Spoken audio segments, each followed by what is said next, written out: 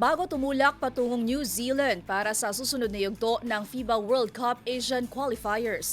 Nakipag-meet and greet muna ang Gilas Pilipinas sa mga taga-suporta nito sa isang send-off event sa San Juan. Para kay head coach Tim Cone, mahalagang mapanatili ang ugnayan ng national team at ng mga Pilipinong patuloy na sumusuporta sa kanila. Ang ibang detalye alamin sa pag-abante ni Jordan Joaquin.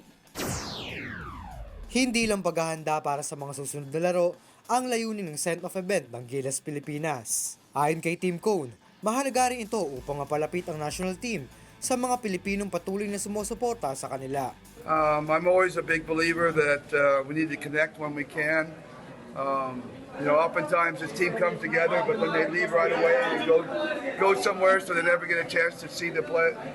People don't get the chance to really see them up close and personal. So this is really important for us to have these kind of things going on. So hopefully it worked out well and got a little crazy in the end when all the people came down, but at least the players are fine and we're all ready to get on the plane tomorrow and go to work. Daan-daang tagahanga ang dumalo sa PhilOil Eco Oil Center upang masilayan ang national team bago ito tumulak patungong New Zealand para sa third window ng 2027 FIFA World Cup Asian Qualifiers.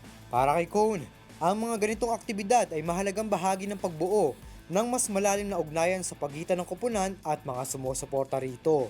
Samantala, nagbubukas din ang pagkaka-injure ni Scottie Thompson ng panibagong oportunidad para kay Juan Gomez Dellano. Pinasok ni Gomez Dellano ang final 12 matapos ma-sideline si Thompson dahil sa hamstring injury.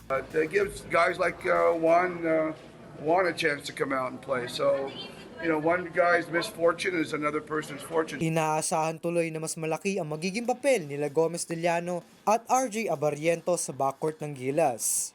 Habang nakatutok ang Gilas sa mahalagang misyon laban sa New Zealand at Australia, umaasa si Cone na ang suportang ipinakita ng mga tagahanga sa send-off event ay magbibigay ng dagdag inspirasyon sa koponan sa paghahanap nito ng panibagong tagumpay sa international stage.